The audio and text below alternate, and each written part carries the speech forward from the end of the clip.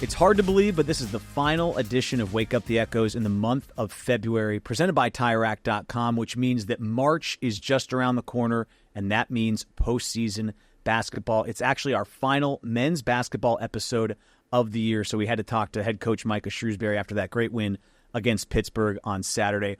Also talked to J.R. Konieczny and Julian Roper, a couple of senior leaders on this team, and then later talked to Notre Dame legend LaPhonso Ellis. Want to also direct your attention to this cooler right here. Okay, this cooler, we've been talking about it throughout the year. Every guest I just referenced and all the guests you've seen this year on Wake Up the Echoes have signed this cooler. It's going to be auctioned off at the end of the year, so there's still an opportunity for you to prepare yourself to possibly be the person that gets to get your hands on this cooler. We're going to figure out which charity the money will be going to, but a great opportunity coming at the end of the year to possibly have this cooler be in your house. I mean, Marcus Freeman's on here, all the coaches, so many players that stopped by the set this year. It's a great collector's item, and I think it's going to be awesome to get some extra cash to a charity as a result. So we'll keep you posted on that. Make sure you keep checking in when we do finally figure out how we will put that up for auction. So without further ado, let's get to this week's edition of Wake Up the Echoes presented by TireRack.com. Here's the head coach, Micah Shrewsberry. All right, Coach, great to see you. Welcome back. I was just reminded this is our final men's basketball show of the year. So before we get into this past week and the game the other day, how sad were you to learn that information just a few moments ago that you won't be on the couch again this season? Yeah, it's crushed. I was just thinking about all the good times we had this year, like sitting, there, me on the couch, you in your chair. Just great moments. I think people are going to look back as this season of Waking Up the Echoes, the basketball segment. Presented by TireRack.com. Presented by TireRack.com is it's going to go back in time of greatest kind of season, like Seinfeld episodes, really? Friends. Okay. Tony and Micah, Wake Up the Echoes. Might be in that discussion. I got to say, I think you're right.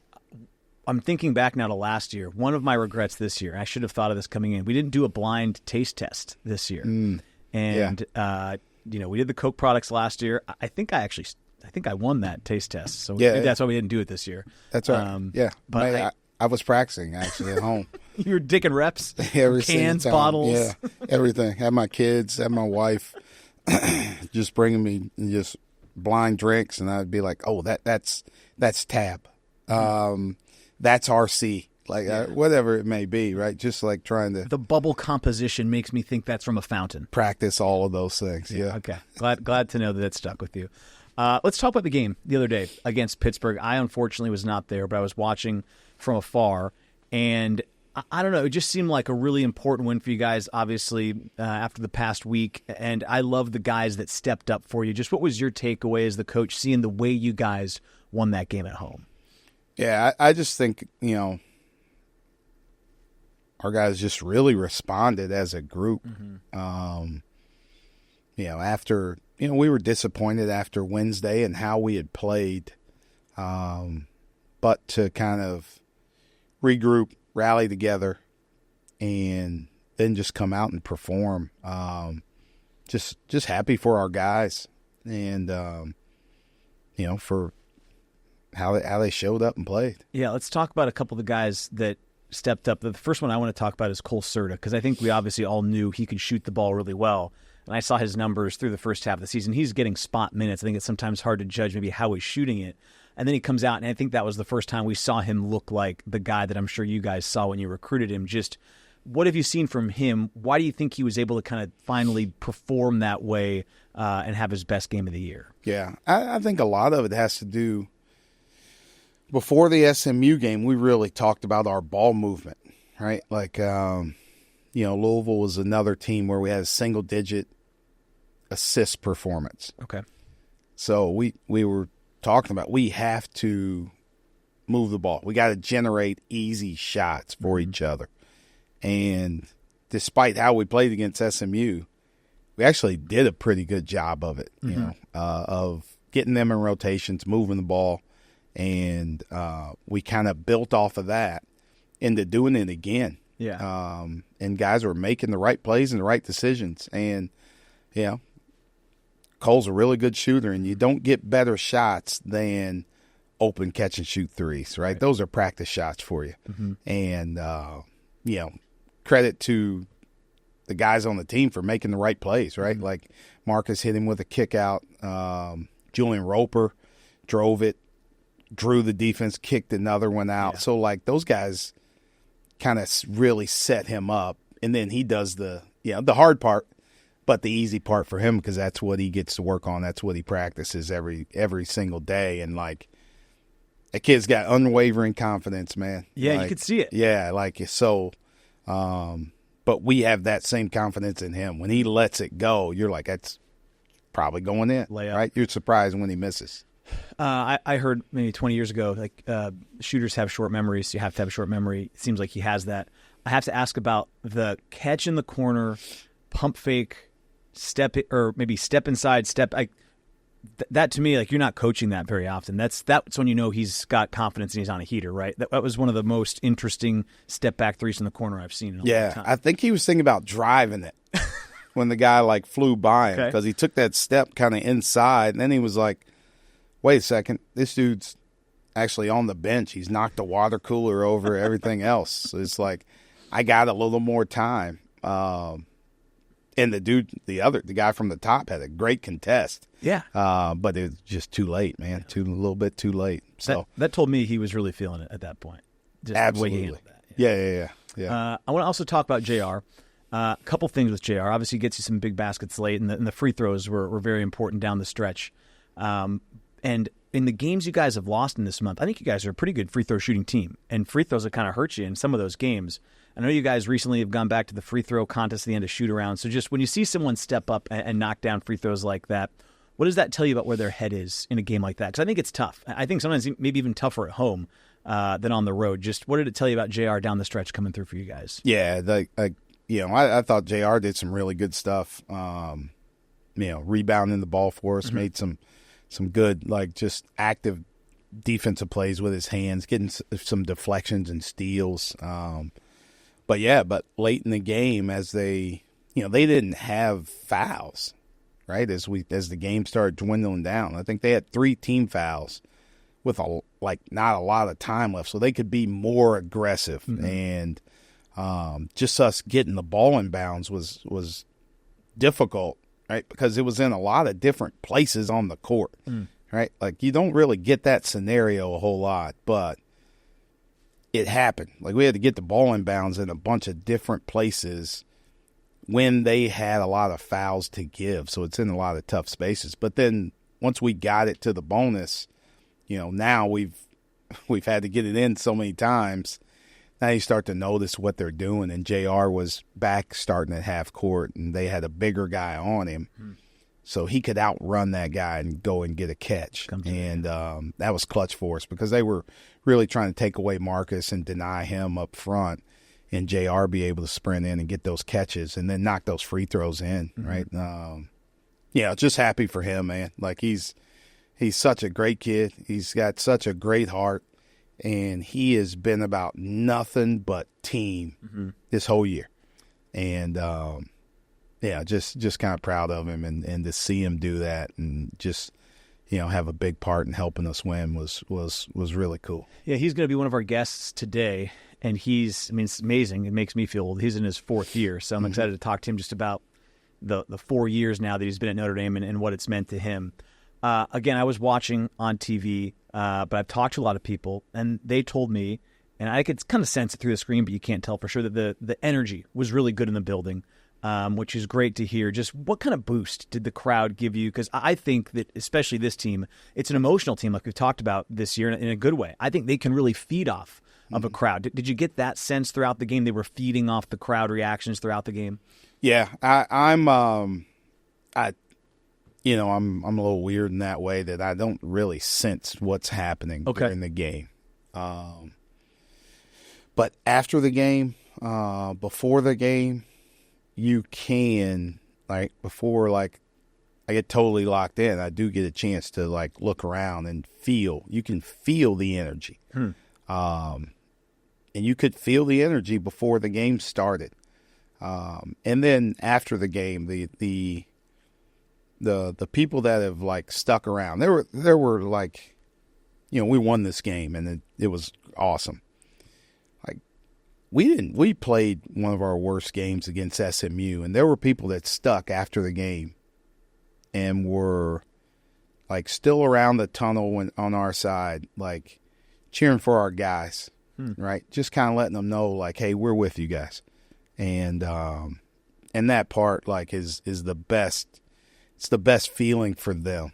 Sure. To know like, man, like they really care. And the same thing after this win. So like, you know, I appreciate that group, the fans that came, like I saw you think because you do, you do make it makes a huge impact on our guys. And but like the people that stayed, and there have been people that have been there from the start, and like let's not you know, dismiss them, right? Because there have been people, fans, student ticket holders, whatever it is, season ticket holders, like from game 1 to game 20-something that have been with us. And but you could feel that vibe and that energy on Saturday. And I think that was really cool and special for our guys.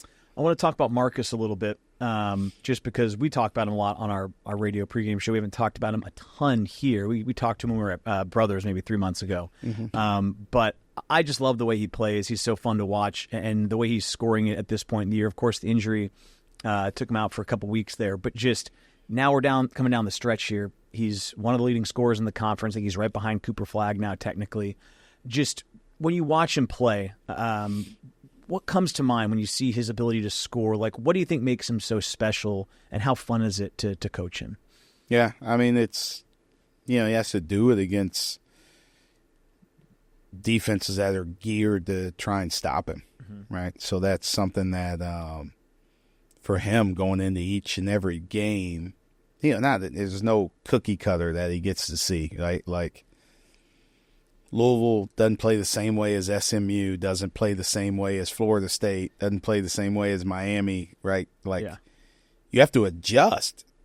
Like, that's hard, right? Like, you know, and then, you know, Coach Painter used to say it all the time, like, I can't coach both teams, right? We can prepare for what they've done in the past or what they've done in this season leading up to our game. But then they're allowed to do whatever they want to do. Right. So you have to adjust during the game. And I think that's what, you know, he's doing. And he's having to adjust from game to game, from moment to moment in games. Because one guy might start guarding him one way, and then they guard him in pick and rolls with big guys in this way. And then they'll sub and do something completely different.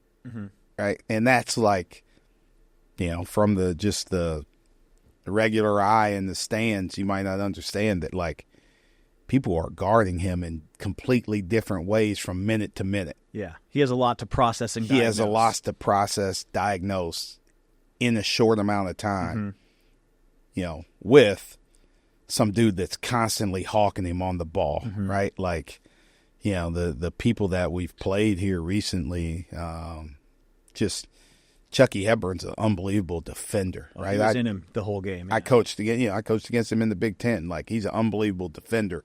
Then you go to SMU, and it's B.J. Edwards that has played at Tennessee. Is one of the best defensive teams in college basketball. Like, that's where he grew up learning how to guard, is Tennessee Volunteers. And now he's at SMU. He's like one of the best defenders in our league in the country.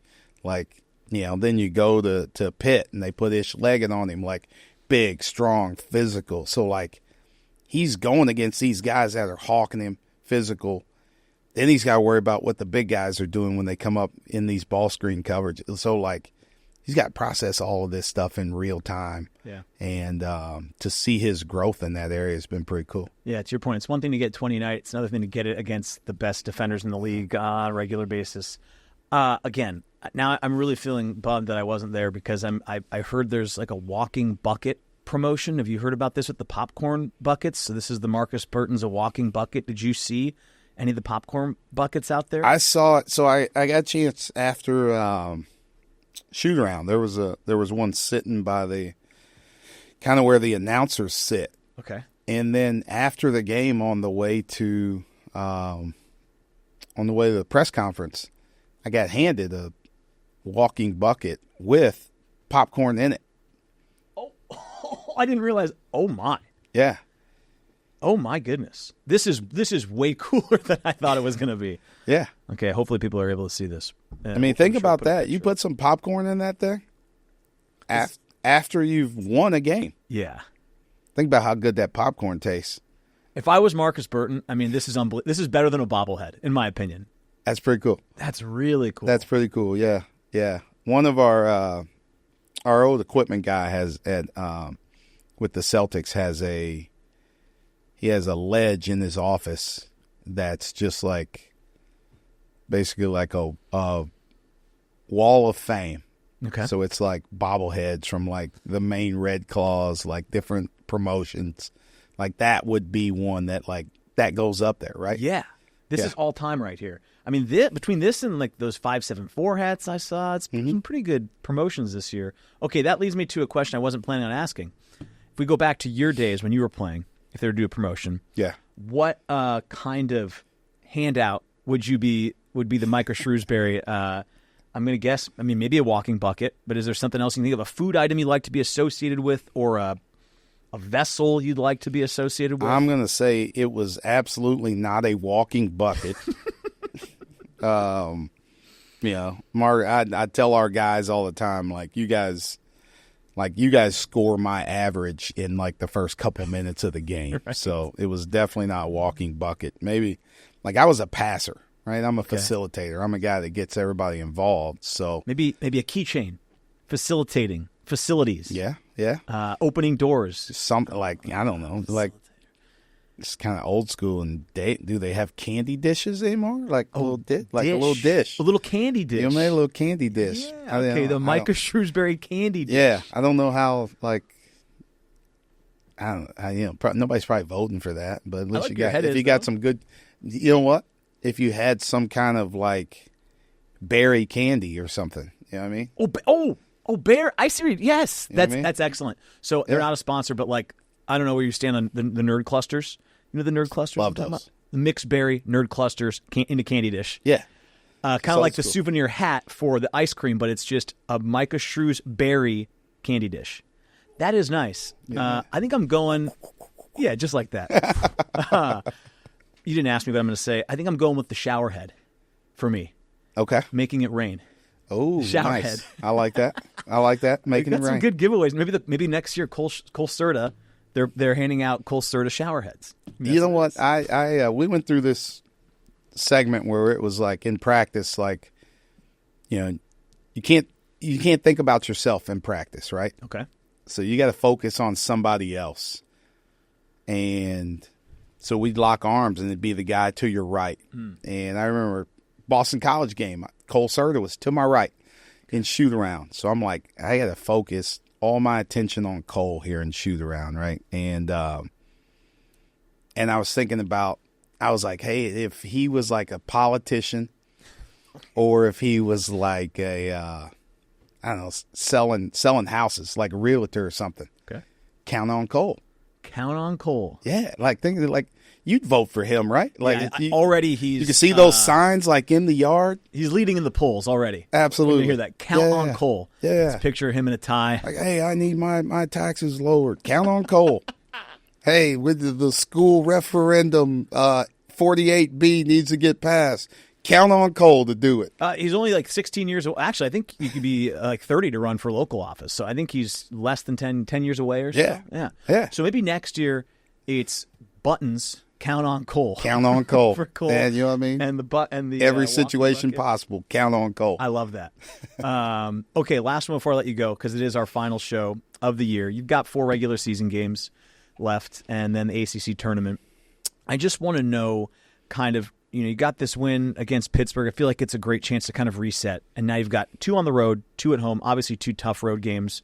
And they're not slouches that are coming here in South Bend either. But I think a really good opportunity for this group. Just what do you hope to see? What do you plan on seeing from this group in the final 4 games? Yeah. For us, stay together.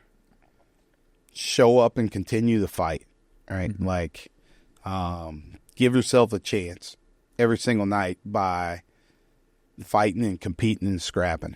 And, I said it in the press conference, you gotta make the details matter. And that's if we can make the details matter, it means we're playing with max effort. It means we're giving ourselves a chance. Now the basketball stuff, those details that we walk through and talk about become important. Mm-hmm. That's what we need, right? Because we got a challenge. Like, I know our schedule, obviously, but you're thinking one game at a time. Clemson's a really good opponent. Really good. Right? They just beat Duke at home, right? They're a really good opponent. Wake Forest, I don't know where they played the other night, but I don't think they've lost at home at all this year. They're really good at home. May not. Really good at home. One of the best teams at home. Stanford comes in with one of the best players in our conference, mm-hmm. right? Like, all of these things in a row, like we got great challenges ahead, but just one day at a time. Fight and compete and give ourselves a chance each and every night. Coach, I'm looking forward to watching it. Thanks for coming by all season long. I look forward to next year's candy dishes and buttons, maybe a shower head, who knows? Yeah. But it's always fun. Great to see you. Yeah, thank you. All right. Okay, here we go. We got a couple of ball players here. We got Julian Roper, J.R. Konieczny. You guys are both back for your second trip to the couch. You guys are both here last year, different times, but I'm excited to have you both here. You guys doing well? Yeah, I'm good. Yes, sir. Okay. Well. Happy to be back. Yeah, it's great to have you back. So we got a lot to cover. I got a lot I want to ask you. We're going to play our game here in a second. This is our Spinning Our Wheels segment presented by TireRack.com. But I want to start with this because you guys didn't see this. I was just talking to Coach about this. Have you seen these? You've not seen these? No, yeah. No, I've not seen that. Okay, cool, check though. this out. Markus Burton walking bucket. This is tough. Popcorn bucket. Wait, so they gave these out? They gave those out That's- to a select few members of the media. Well, they did like a it wasn't even like the fans? I It was just think like, it's try to kind of raise awareness, say, hey, this guy's having a great year. Think about him when you're maybe voting for awards. That's kind of the sense raise I get. awareness for Markus Burton. Yeah, walking bucket. Now, do you guys think he is a walking bucket? We can embrace debate on this. You do? It's not even a question. Not even a question? No, Okay. not at all. Okay. So you think when you see Marcus walking down in practice against you, you're like, we're in trouble. Walking bucket. Yeah. Okay. But do you think you can – I think feel like you it's feel like more you or can less- guard him. I feel like it's more or less against the other teams when we play against other teams. But, Okay. I mean, we definitely have a lot of battles in practice, so Okay. it's good. Is he the best scorer you've seen in your 4 years here? I think of him. Yeah, I think, yeah. Blake was scoring at a pretty good rate when he was a freshman, but not like this. Mm-hmm. Okay. All right. Walking bucket. I was just saying Coach Shrewsberry was saying when he played, he wanted to be a candy dish. He was dishing is what they say, candy dish. I like that. with I like mixed berry candy in it. I was just like, do you guys have an idea for what you'd want if they put something of this together? Maybe handcuffs for you, Rob. Probably. Lock him down or a seatbelt. That'd be pretty cool. Yeah, actually. that actually would be. That'd be pretty cool. I don't know if they can hand out like handcuffs. I don't know if you can hand out handcuffs. You might get in trouble. Yeah, They might cut that at this point. Yeah. I don't know. What about you, JR? You got an idea? Nah, I don't know. I don't. Maybe like a mini basketball or something. But I feel like that's just like pretty basic. But Some menu? Okay. yeah, I don't know. I wanted a shower head for when I was in high school, making it rain. Showerhead. That's hard. Yeah, see, That is that's some okay ideas. All right, let's spin the wheel. Julian, I'll have you spin the wheel here. We play games in our segment here. Well, these are the games. These are the games you could get. We'll have you spin the wheel. All right, we're going to have to – you know what? That landed in the right spot. Let's leave it. I'll spin it after mini you, and then spin? we'll get a better one. Hopefully. Yeah, we'll try it later. But that was a great spin because that's the only game I brought today is Know Your Teammate. So we're good. We're good. All right. So I'm going to read you some prompts, and then we're going to – you guys will write down. So I need to get you guys the whiteboards. If they're back in that locker, I think, Rope, it's easier for you. Yep, if you just open that. One? Yep, right there. Bingo. Yeah. So what you can do is you'll write these down in secret. Don't let the other person see. So that way we lock in the answer, and then we'll see what you say. I'll have you hold it up so they can see it on that camera out there. And then we'll learn a little about your teammates and see if you guys agree or disagree. So All right, let's here's do the it. first prompt. Most likely to have their own reality show.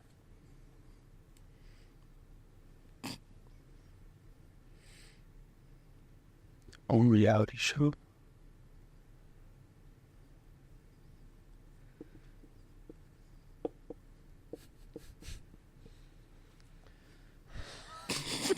I see what you're doing over there. There is a timer, and it's down to 5 seconds. Jay. Oh my gosh! All right. Wow, the indecision here. I feel like there could be so many people. Actually, I'm gonna. Wow. Come on, bro. All right, I know. Oh, goodness. Okay. He's written it down. Okay, on the count of 3, turn it and then say who you said. Okay, Where 3. you turning it? You show it to that camera out there. Oh, this one right here? Yeah. right. 3, 2, 1. Who you got? Oh, you both said Roper? Okay, so why does Julian Roper have a reality show?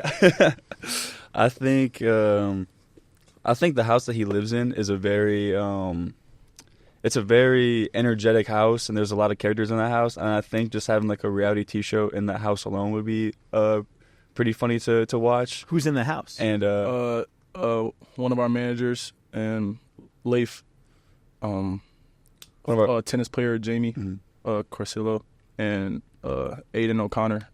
He goes here too. So just a lot of different characters, but it doesn't help because, like, I mean, like everyone knows, like my place is like where everyone is all the time. So everyone's coming through. Yeah, okay. so it's a lot of connections through a lot Roper going right on. here. A lot going on at like, Roper. yeah. At Roper Estates. Definitely. Interesting. All right. And so that's why you put yourself as well, because that's the place to be. Yeah, I just know. Yeah. Okay. Yeah. Okay. If you guys agree, it must be. Okay. Great. Okay. Second one. Most likely on the team to cancel plans at the last minute. So we're all getting ready to go. We're going to meet at Ropes. And then the text comes through. Can you do more than one or? Most likely to. Only one? Number 1. So if you have a number 2, we can talk about it, but you have to write a name down, and then we'll talk about why you were right or wrong. All right. 3, 2, 1. JR? What'd you say, JR? Bruh. Wow. Wow. Okay, at least you guys are in That's agreement crazy. here. So what's wrong? Why are you bailing on plans? It's not that I'm bailing on plans, just that like I'm always running behind on plans. So like the plans always are getting pushed back. Yeah, by the a time he little shows up, it's over. So Okay, so he I'm just says on there's my- something, everyone's coming through the house, we're just on hanging my out, own and by the time timing. you get there, they're clearing out? bit. I'm just on my own timing, I guess. Yeah. always on your own time. Oh, man. Okay, all right. Something like that. That's crazy. pretty impressive. We're 2 for 2 right now. Okay. Know your teammates. Most likely to become a CEO.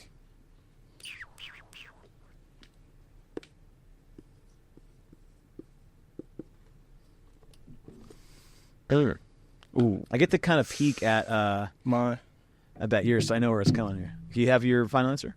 Okay. Yeah. 3, 2, 1. Got Brady. Same thing. Big Walla. We Brady. call Brady Big Walla. Big Walla? Yeah. Why is it Big Walla? One of our Leif gave him that nickname. One of our managers. So that's just what's Just money. Just like cash money, Big Walla. Gotcha. Yeah, So Brady Stevens. Yep. Brady Stevens. Why are we 3 for 3? Wow, this is impressive. Same And so wavelength. why Brady? Why do you say that? He just got that vibe to him. Like he always serious. But All business. Professional, all business. professional. Yeah. Always. Hey, you know what? I'm just going to say this now because I watch the huddles a lot. When you drop your eraser? What'd you Yeah, drop? right there. Thank you. It's all good. Little tunnel. So we'll see if this stays in. So I watch a lot of the huddles, right? That's kind of during the breaks. That's kind of where I try to watch and pick up, what's going on. Man, you guys are oftentimes in the huddle. You're right around it. Keep an eye on Brady sometime. He will inch out there and really try to, like, work the refs and, like, follow up on something. Not even in the huddles. Like mid play. Like I'm surprised they haven't told him yet, like, because Yeah. it's tough enough for an assistant to get over there in the yeah, media timeout. And It's like, hilarious. He's share word. always at it. Like No, he's really, like he he's is like an like- extra coach. No, He he is really is like an constantly extra working coach. over Yeah, there. for sure. It's interesting to watch. Yeah. Yeah. Okay. All right. Number 4. Most likely to survive a zombie apocalypse.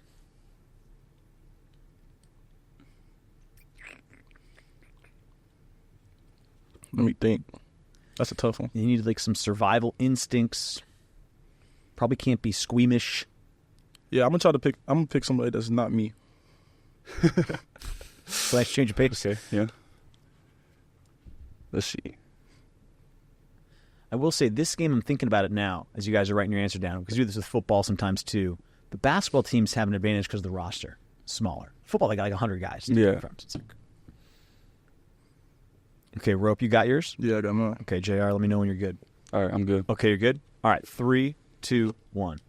Oh, so we got Matalock. Here's our first disagreement. Right. I got Garrett. Garrett. Yeah. Okay, so I've got a senior or graduate student here and a freshman.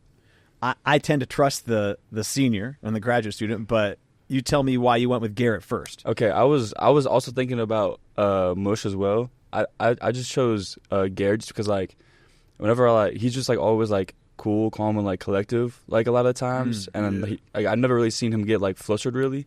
So like I feel like if the stakes are a little higher, like I think like he'll maintain like that composure. I think so. You want someone calm during the apocalypse? Yeah, I think so. Yeah. Why'd you say Mush? I feel like Mush is he just got some greediness to him, and I think he just gonna make sure he find a way not to go out. He's gonna bite the zombie before it bites him. He gonna find a way. Yeah. Yeah, I like that. So you're looking at he's just going to make sure that he doesn't die. I mean, he'll look out for like everyone else too, but like he's gonna find a way. Like He's determined. yeah, he's gonna do it. All right, second to last one here. Most likely to win an eating contest.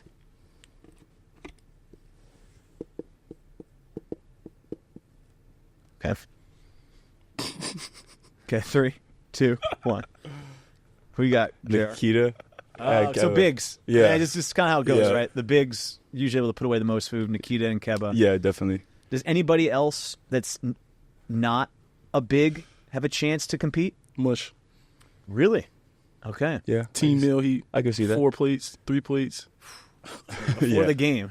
No, not before the game. Never before, but like okay. we get when we get to the hotels the night before. That Going to work. that dude 3-4 plates, man. Wow. Okay. I'll keep an eye on him at Clemson. Yeah. Okay. Oh, this will be a good one. Okay, last one. This is actually a great segue. I'm going to guess Derek did this so we can have a beautiful segue. Best taste in music.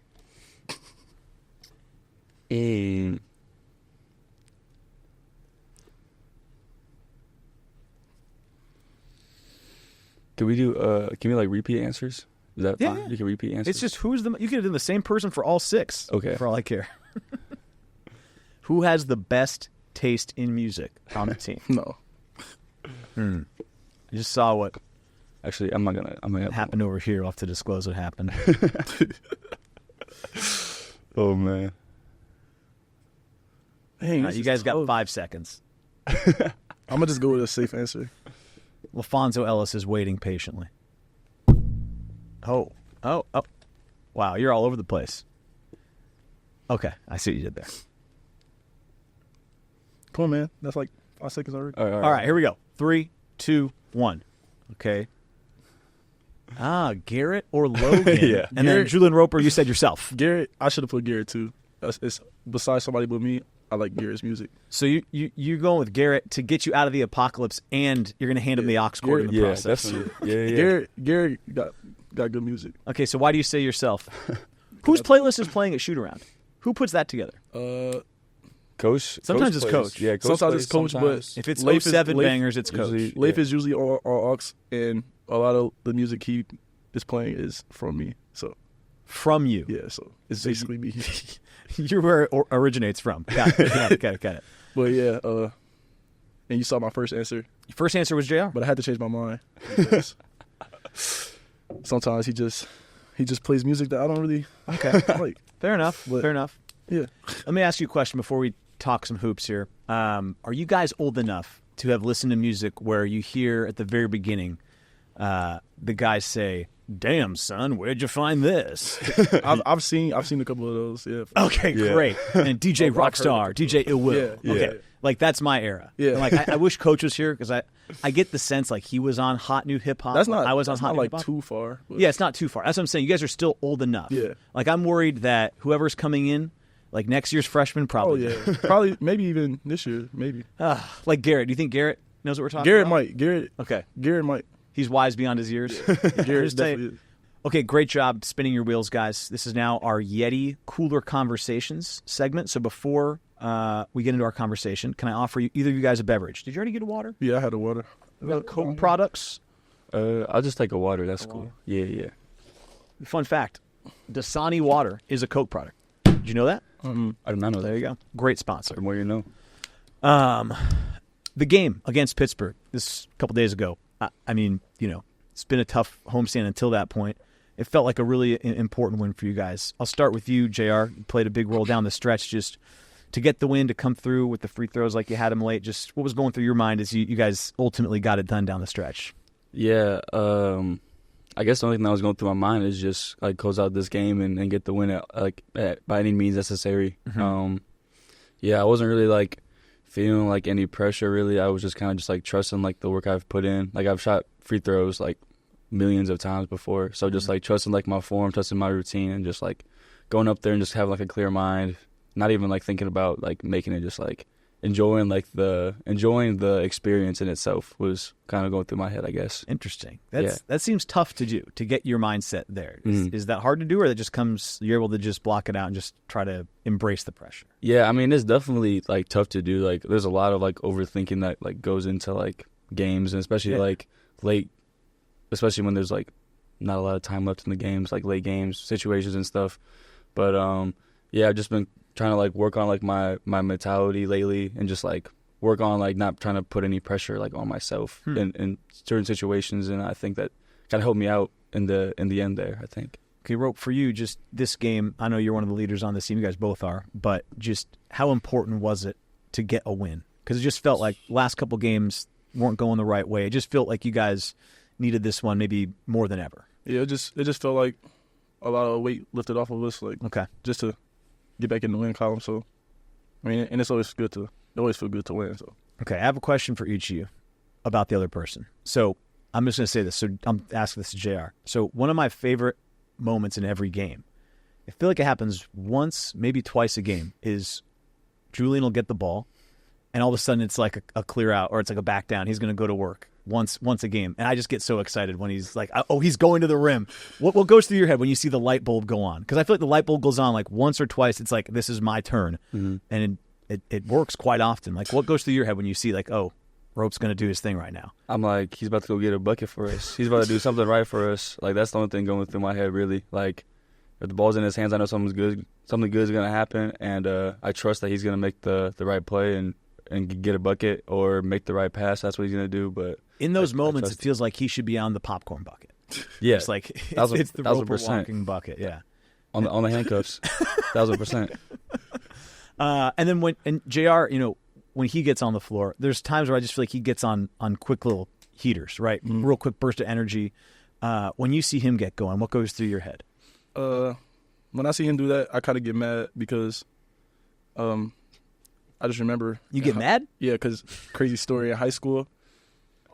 Your last game too? Ever? Yeah. Both of our last AAU games ever. Yeah, they blew us out. That's right. And he did the same thing in the first 5 minutes of the game. Oh, and just took you guys out. So I'm like, I remember this. But it's so cool to like see him do his thing. Like, I mean, he puts in the work, so he deserves that spurt of, if you want to call it a microwave. Yeah. So there's a microwave element to all that. Okay, so you talked about wrapping up your high school careers. You guys are both in your fourth year, right? This is your fourth year here, your second year here, Julian. I just want to know, I'll start with you, JR, because you've been here 4 years. Just being on campus this long, what's it meant to you to be a part of this program and this university? Yeah, it's meant the world to me. I mean, there's no way else to like really say that, I guess. Like, I've enjoyed my time here. I've enjoyed the people that I've met here. I think like the relationships that I've made here are gonna last like beyond a lifetime, honestly. Yeah. And like being so close to home, like Notre Dame being like right in my backyard, kind of just like put like the cherry on top of things for me. And I've enjoyed every second here, and I wouldn't change it for the world. Yeah. What about you, Rope? Because it sounds like in less than 2 years, you're at the house that everyone's coming by. So it feels like you've really, made a lot of friends here, and really, you've become one with the community. Just what's it meant to you to be a part of Notre Dame? Yeah, I mean, it's just been nothing but love from like the first day here. Through all the like ups and downs, like even though things haven't been as great, but it's just been great to have like a community feel behind you, and just know it's bigger than basketball. I feel like here with this team, like I feel like both last year and this year's team, we were pretty close, and just the love we got for one another and the love the community, even though I don't feel like it sometimes, but the love the community has for us, and just everyone on campus, I think that's just the biggest thing that I really appreciate here and coming here. So. And through all that, is B Snow still the biggest hater on campus? Yeah, he can't change. He can't change. Last year he was on the show with B Snow. He just straight up to his face that he's the biggest. He changed crazy. Okay, he changed. He changed for one day. Boston College when I got the flagrant 2. Oh, that game went to double overtime in Boston, and that made me think of another double OT game. Now, you were on the team 3 years ago. Mm-hmm. I have a source told me that one of your favorite Notre Dame memories is that double overtime game against Rutgers that technically ended on St. Patrick's Day, which is like the most Notre Dame thing ever. So take me back, JR. What do you remember about being in Dayton for that game? Because it was an all-timer. Yeah, just like the whole experience in itself was just like so surreal. Like I remember having like the selections like Sunday, I think, and then like we got the call and we're the playing game, so like we practiced and then we're busing the next day out to Dayton. We get there, we have like police escorts like going like to and from like the arena, and then we're practicing like different high schools around the area, and like there's just like something in the air like during March Madness. Like I don't know like what it is, but like it doesn't feel like normal basketball. Like it just feels like there's a magic to it. Like that's why they call it like March Madness. Like there's a magic in the air, and I felt it definitely. And in that building, like I think the look of the Irish was on our side for sure. And on St. Patrick's Day was kind of like a cool little moment. But like the atmosphere in there was amazing, and like we had like the games before us too that were also just like really good games. And after that. I remember after we got the win, we flew right out to San Diego afterwards, and we got there at like 6 a.m. Like the sun was up in San Diego, like no one had slept at all on the plane ride, and then we had like 2 days to prepare before we played Alabama. Ran them off the floor too. Yeah, that's what was crazy. It was. But yeah, that whole experience, just like being in Dayton, like in that gym, the whole March Madness thing was amazing, and like that game itself, like. I kind of like blacked out for it, even though I wasn't even like playing per se, but like just watching it, like so many buzzer beaters, like end of shot clock, like shots that went in, and Blake had one at the end of the first OT. Paul had the game winner. Cormac, like fouls the guy, but gets the steal and then gets the basket. Like there's all these, and then you got to tip the cap to Ron Harper in the 25 footer. Just kept responding to like crazy. It was. I remember that game. Yeah, it was unreal. I still like watch that game like on YouTube all the time. I saw a stat. I think it's true that it was the closest NCAA tournament game as far as like margin and how many overtimes it went to in like 7 years. Really? It was just by virtue of how close and back and forth the game was. It was crazy. It was really either. You look back at it. Honestly, I do feel bad for Rutgers at times. I'm like, either team could have won that game, and the fact that somebody had to lose was too bad. But it's good it was them. Yeah, definitely. What's the craziest game you've played in? For me personally, maybe against Rutgers too. Oh man, my sophomore year, I had just came back from being hurt, and close game the whole way. Like Rutgers gritty team, so playing them close, and they had Cam Spencer, and he was hitting some crazy shots, man. And I just remember, we were going back and forth exchanging buckets, and kind of like you said, like that switch went off, and I had a moment. We were running the play, and shot clock winding down. I end up with the ball somehow, and I just drive, like kind of like a side step, mid range at like the free throw line, and I hit it, and like to tie the game up. And it's like it's 7 minutes left, 5 minutes left, close game. Like gym's packed, it's crazy. Then Cam Spencer comes down, he hits a backboard 3. And he hits it off the backboard, and so like we're just trying to get another bucket at this point. Another I don't know if it was back to back, but another late shot clock possession. I had the ball again. I put it through my legs, and I'm like almost at the logo, shoot it, and I hit it off the backboard and make it 2. I'm gonna go look at these YouTube highlights to go up. I think we went up 1 maybe.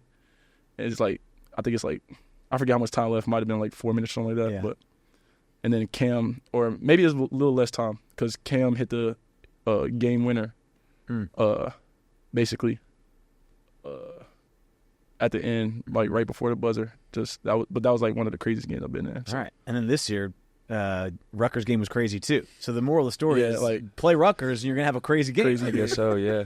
Hey, when you one of the other things, so I told you I watch. My eyes go weird places during the games. Whenever you score, I mean, not every time, but like if you do have something like you just described, I feel like right away you and the guy that I watch is Coach Shrews. I feel like you guys a lot of times like. He's fired up for your buckets a lot. Do you get that sense? Do you see that? I feel like for me, it's like not even just with buckets, just like anything, any play. And I feel like me and Coach had that similar like competitiveness. Like when I'm out there, I'm on fire. Like, and I remember last year and like a few times this year, like something good happens or like I make a play and Coach is like almost on the court. So he's ready to go like chest bump. Yeah, he's like giving me a high five and screaming, telling me to get back on defense at the same time. Mm-hmm. So it's just that competitive spirit, like just fired up. But like, yeah. So all right, last one before you guys go. I'll ask it for both of you. I'll start with you, JR. Just 4 regular season games left. Obviously 2 tough ones coming on the road, but I think awesome opportunity to kind of shake these guys' seasons up. Just what do you hope to see? You guys are both leaders. What do you guys want to make sure you do here at the end of the regular season going towards the postseason? Just fight, leave everything out on the court. You can't really control what the other team's going to do, how they're going to play, but what you can control is how hard you're going to play and like what effort you're going to put in every single game. And as long as you can control like what you can control the controllables. And you play with that fight and you play as hard as you can. You leave everything out there. Like if you don't get the win in the end, like you can still tip your cap to the other team. And as long as you gave it your all, like that's all you can really do at the end of the day. I mean, and that's all you can really appreciate. So, I mean, first of all, I just think it's crazy that it's the last 4. Yeah, like goes fast. Yeah, it's crazy. I feel like I was just a freshman, but yeah, like JR said, I was gonna say the same thing. Just leave it all on the court. That's the only thing you can really control. So I feel like if we do that, we'd be in a good position. All right. Well, thanks, guys, for coming by. Thanks for playing the games. And I'm looking forward to watching you guys down the stretch. Keep up the great work. For sure. Appreciate you. Thank you. Thanks for having us. Okay, we're now joined by one of my favorite guests. Good to see you again. LaPhonso Ellis is here. Second time that you've joined the show. I think same zip code as me, but digitally, which is great. I take no offense to you not being on the couch. You got a busy schedule. You just got back from calling a game at Wisconsin. And I want to talk to you about a bunch of stuff related to the program and college basketball as a whole.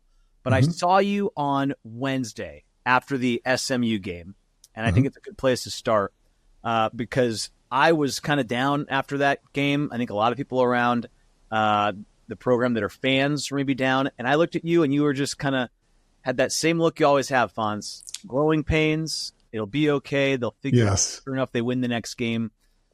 How were you able to process everything like that as a former player and see them struggle on Wednesday and just keep the faith that it was going to all be okay? Yeah, as a player on the floor, I probably wouldn't have, just because our perspective tends to be like this.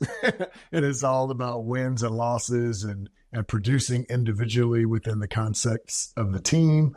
And so as a player, I wouldn't have been able to. And maybe possibly as a coach, I maybe wouldn't be able to because of the pressure that you put on yourself to be able to prepare your team, prepare your coaching staff, and to be able to execute out there on the floor because your brain goes, okay, what did I do wrong? Especially if you're a coach.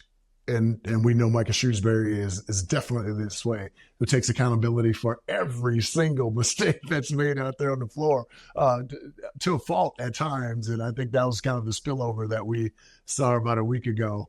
But having had a chance to play at a very high level in college and then in the NBA, and then having coached the last several years a group of pros in the TBT, the basketball tournament, you have to be able to take a 35,000-foot look at the entire deal. And so, I look across the we'll say hallway, if you will, and seeing what Neil Ivy's doing over there with Our Lady Irish, doing a phenomenal job. But if we look back, her predecessor didn't leave the cupboard. She left the cupboard pretty full. I still remember Muffet McGraw the year before, that summer before her last year.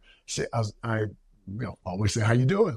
And she put her head down. I was like, Muffet, how are you doing? She said, Funk, I have no shooters. I was like, Muffet, you're a national championship caliber coach, a Hall of Famer.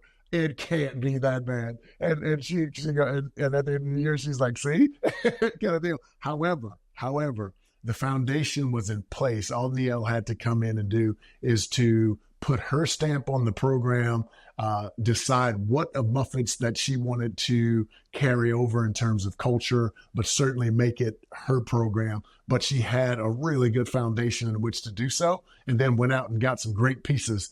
Boy, I love me some Hannah Hidalgo, by the way. She went out and got some great pieces. Now, a few years later, she's put herself in position to possibly win a title and be in rare air as a person who's won a national title as a player and then as a coach. For Micah Shrewsberry, when he came in, we have one returning player?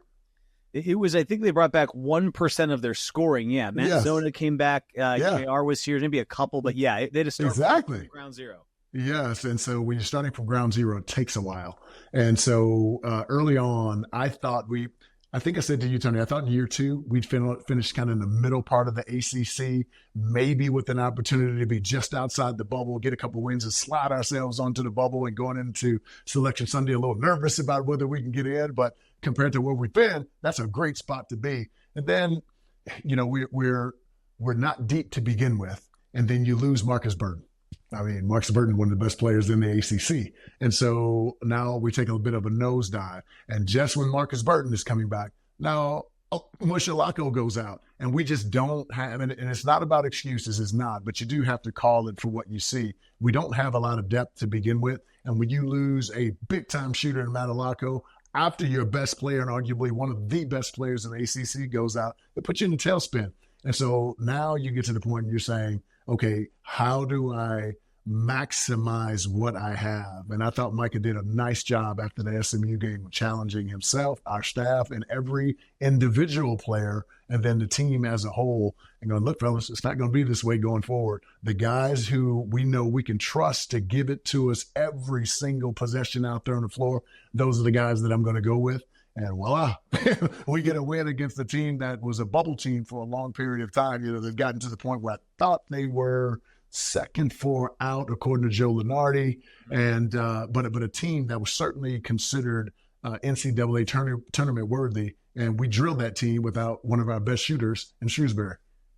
Yeah, I think that, to your point, also, what was nice to see is you get guys like Cole Serta, who comes off the bench, shoots the three well. J.R. Konieczny comes up clutch late. So some guys that aren't in the top 4 scoring, Lacko and Shrewsberry out in that game. It was great to see some other guys step up because they had to. They had no other choice to do it that way.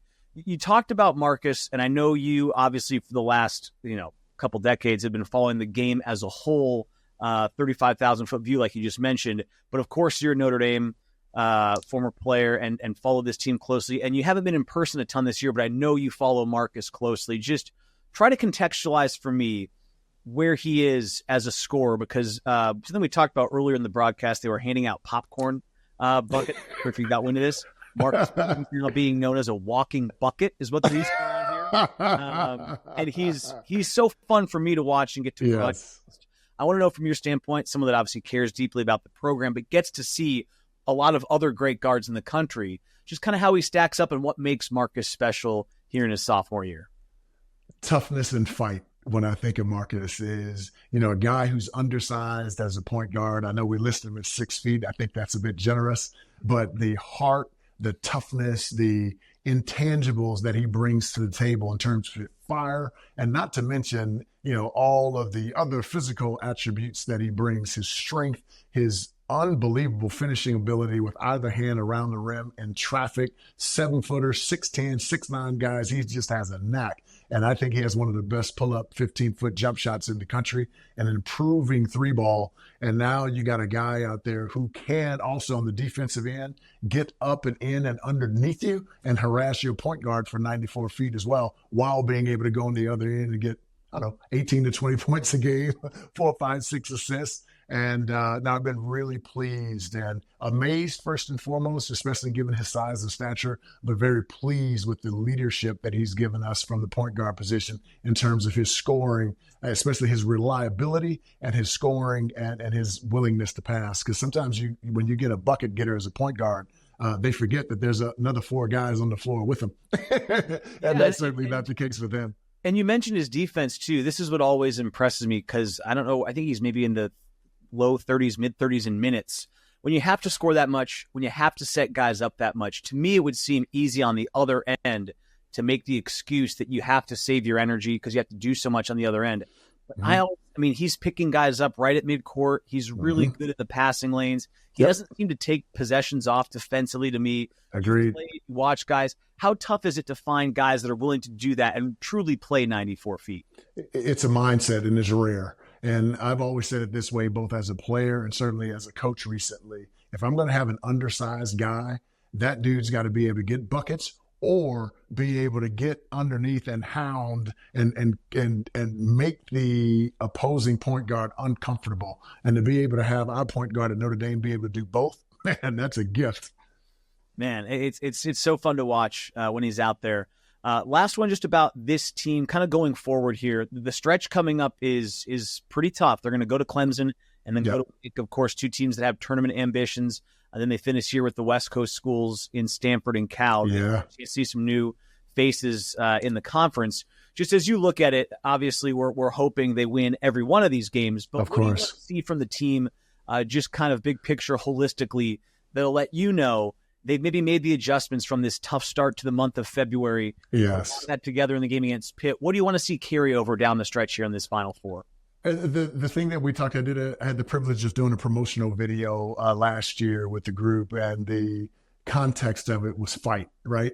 And I thought I didn't think we fought against SMU. SMU's not 20 to 30 points better than we are. Yes, are they a fringe NCAA tournament or likely a sound bubble team? Yes, but on our home floor, they're not 20 to 30 points. I didn't think we fought. I didn't think, and I'll say first guy to the last, we didn't show any toughness. We didn't box anybody out. We didn't screen anyone hard. And I just didn't think we showed any force in that game at all on either end of the floor. And then to be able to be at almost the rock bottom, be challenged by your coaching staff to want more from you, and then to be able to come out again against a fringe NCAA tournament team and Pitt on your home floor and get a win.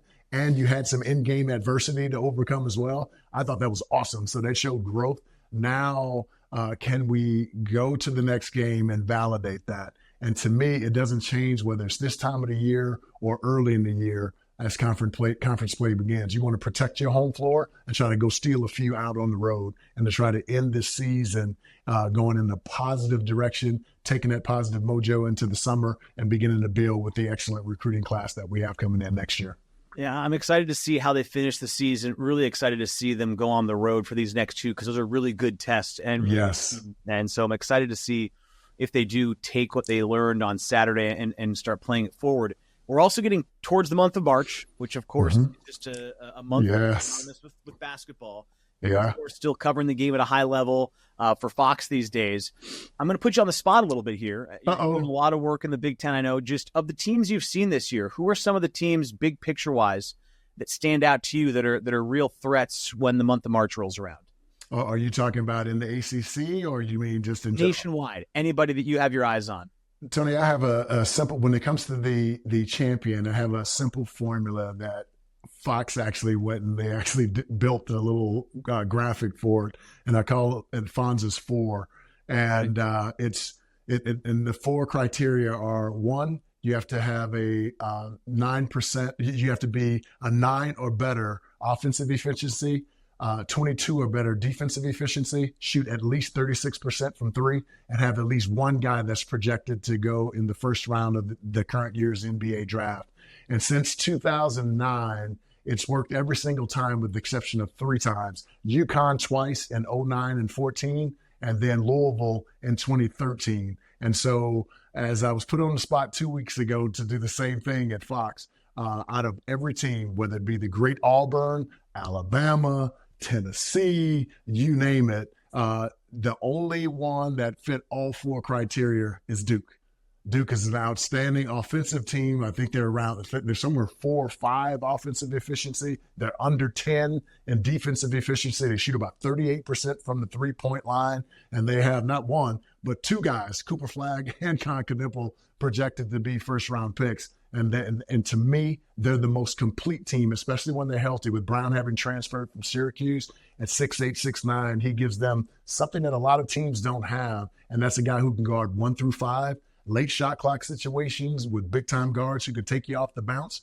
To have a 6'9" guy to be able to keep those guys in front and not have you getting rotations, that's big. I would love to see Duke and Auburn in the national championship game. If that happened, I'd be excited. Houston's great. They beat you up on the offensive glass. They're terrific defensively.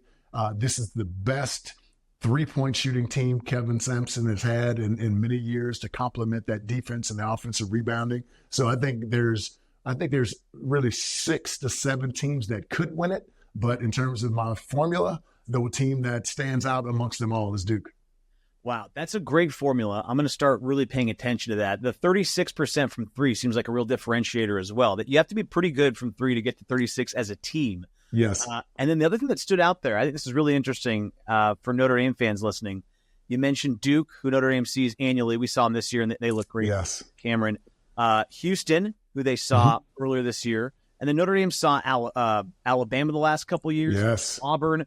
These teams are on their schedule, which I think is great. Last year, of course, Marquette was very good throughout the year. I think you were catching that game when Notre Dame played them. Yes. Talked to Coach Shrewsberry over the last 2 years.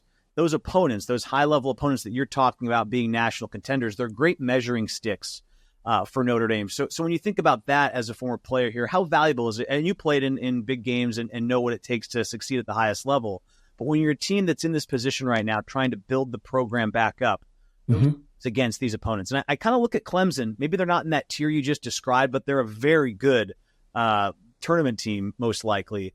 How valuable are these reps to play against the teams that expect to be playing in through March and into April to kind of measure yourself and see what it takes? Yeah, I think it's important, and it's interesting because you do have to be careful when you have a young team and you're building a program not to overstack your non-conference, but you do need to play. Like, the thing that I've been critical of our football team for the longest time is I wanted to see us play even the worst SEC team. Why? Because in my mind, SEC is the NFL, if you will, of college football, right? And so to be able to get used to that speed, that strength, that stamina, that depth, and when you can experience that early, especially if you can get slapped around a little bit, now you as a team and your individual players can sit back and go, I got a little bit of work to do to get to that level if we really want to compete. And so you got to have a good balance, some games that you kind of have a good feeling that you know you can win in the non-conference while being able to play against some studs in the non-conference too, to the weaker teams to build your team's confidence, the stronger teams that you can smack around a little bit and be able to go to the chalkboard and go, guys, this is what happened in this game. This is why we do what we do in the weight room. This is why we do what we do. And because oftentimes as players, again, we get really tunnel vision. We need to get slapped in the head or knocked around a little bit to come back to reality and know the areas that we need to improve. But to your point, playing against those teams, whether it be in the conference or non-conference, those tougher upper tier teams are important to continue to push your guys to greatness. And I think so far we've done a great job in that area. Last thing I want to hit on with you is just about your broadcast work this year. I was at the game on Wednesday when I saw you, and I didn't realize, and you reminded me, I knew I hadn't seen you quite as much this year at those home games. And you mentioned that was the first game you'd made it to since the exhibition, just because you've been so busy doing so much work with Fox. So I'm bummed out we don't see you in South Bend. But Thanks. Because you got more games that you're going Well, I to. miss you guys too. What's it been like being on the road and getting to see and work so many different games and just see the college basketball landscape up close and personal so many times this year? Yeah, Tony, it's been great because I didn't realize, I said to my wife, last year was kind of a weird year just because, as you know, we were recovering from the loss of our daughter. And I emotionally, I couldn't really give you an answer to the question that you just asked me, because, you know, as parents, particularly, and dads, we learn how to deal even when things are not well in our private lives. And so last year was tough. But I said to my wife after about probably 3 or 4 games, when I got the promotion to College Game Day 6 years ago at ESPN, I became exclusively a studio analyst. Loved it because it was awesome. The regularity, the rhythm. Walter, our youngest son, who was at Bucknell and in Grand Canyon, got to be a part of that whole deal. But I didn't realize how much I missed being in the gym, hearing the sounds of sneakers squeaking and talking to coaches and talking to players and getting a chance to do that at a high level with some really good teams. Michigan, for example, with Area 51 and their 2 bigs, Vlad Golding being one of them, and Danny Wolf is basically a 7-foot point guard, and his ability to be able to pass and make plays and how they play off of each other, and to be able to stand next to those dudes and be like, wow, you know, I'm 6'8", barefooted, and those guys tower over me, and just knowing the increased skill level that they have. And, you know, the kids recognize me from sometimes with the videos that they go see on television or when I was at ESPN. So to be able to make that personal connection with them has been a real treat. And obviously to get a chance to glean from some of the greatest college coaches in all of basketball has been a really fun experience for me. Well, Fonz, it's great to see you at more gyms. Thanks. Not at ours as much. Sorry. See you Wednesday. And we love seeing you in town. Next time you're a guest on the show, I'm planning on having you right here on the to me. We'll send the car service down the street for you, okay? I'll take a lift. Okay, yeah. You send me the invoice and I'll make sure it gets paid. Okay, deal. Blessings to you and your family. Thanks for having me. Thanks for stopping by. My pleasure. That does it for this week's edition of Wake Up the Echoes, presented by TireRack.com. Thanks again to Micah Shrewsberry for coming by the set, and also Julian Roper, J.R. Konieczny, and LaPhonso Ellis. Great conversations with all of them. That does it for men's basketball this year, but we still got a couple of football episodes, women's basketball, and of course Pete Bavacqua will be back before season's end. One last reminder, you look at the cooler right here.